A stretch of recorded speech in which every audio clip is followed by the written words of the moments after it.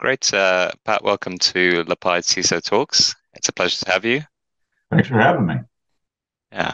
And I guess we'll start with a quick introduction in terms of your background.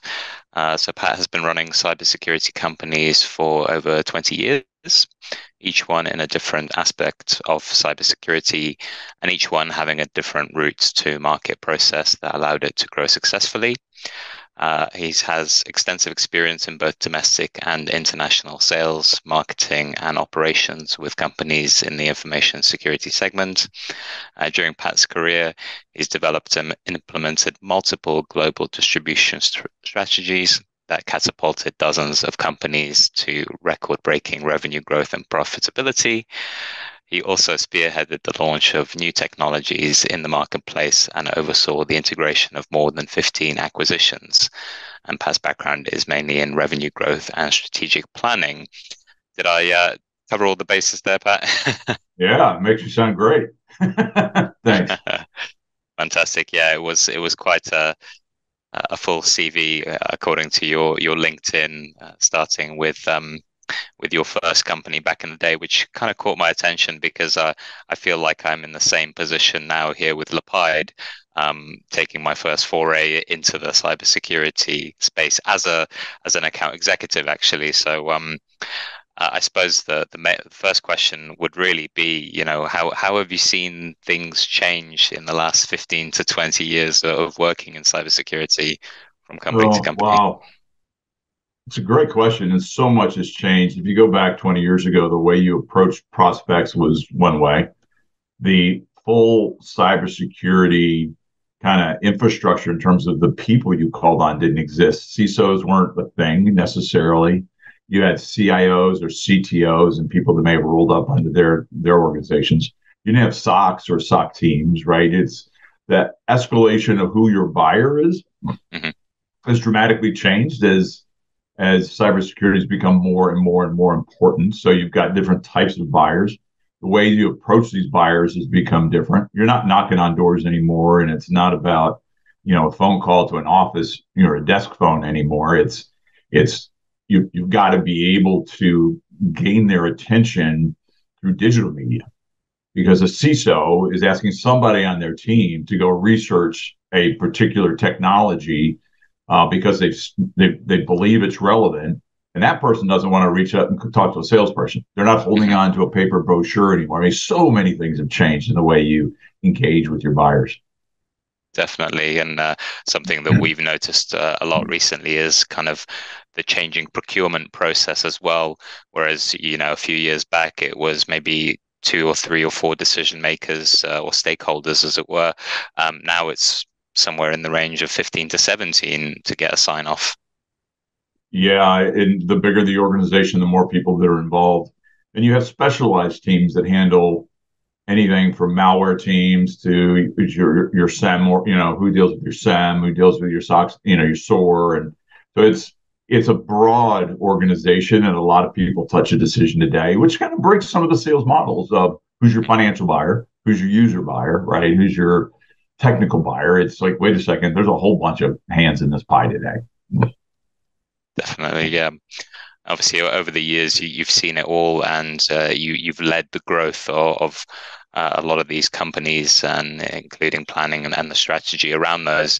Something our CEO likes to rant about a lot is, I think he must have read Predictable Revenue by Aaron Ross, the Salesforce employee guy, and he's always talking saying, we need predictable, repeatable, scalable business, sales processes. Do you subscribe to this approach, or implement some of these kind of thoughts in your Oh approach? yeah, and I think that really is the SaaS revolution: is how do you get to predictability and revenue for a software company? In the old days, when we were in the firewall business, we were selling our software on an appliance, creating an overall hardware software based firewall solution, and that was a perpetual sale plus maintenance, right? And Hmm. the only predictability was along the maintenance line, not on your product line. Right. We started getting into, web filtering, web monitoring, which was a subscription service. So we started blending it then. But 20 years ago, they were talking about predictability of revenue, and that's been a big stride that SaaS has been able to help with. The harder part of getting to predictable revenue for a lot of the early stage guys is just getting to revenue in the first place, right? It's the buyer now fully understands and embraces the operational purchase of a subscription. And they've been trained to do it starting from the antivirus days all the way through to now and many other aspects of their software, technologies that they use. It's getting that engine running so that you can build that predictability of revenue, right? Do you understand what it takes to create revenue? What does it take to create an appointment, which creates a discovery call, which creates a demonstration, a proof of concept, a quote, and a sale? Do you understand what it takes? And that's kind of, people fall down at trying to figure out that math, but you really Hmm. need to understand. Yeah, I was reading about another book recently, actually, the sales acceleration formula, and it goes into that a lot, especially the relationship between the marketing and the sales process, and outbound versus inbound, where, if it's more outbound, you're looking to, if you were to imagine a funnel, you're looking first at the fit and of the company, or the ICP, and then narrowing down to the pain. Whereas the inbound, you're gathering the pain through the outbound, the marketing effort, and then classifying or qualifying the fit. So yeah, there's definitely various It's not approaches. wrong, Yeah. right? It's Mm, where a lot of companies, particularly in the early stage, fail is they try to do everything, right? mm, So one of the things I always recommend is do your research. Don't prettify who you think you are. Understand who you are today and what your MVP solution is, and mhm, then what are the right verticals to focus on, because you can't do them all, mhm, right? What are the right use cases that you want to focus on, because you can't do them all within those verticals?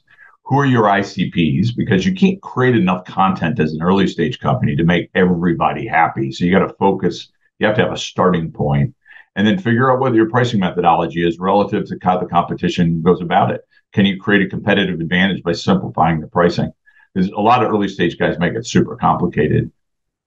And then when there's a balance, right?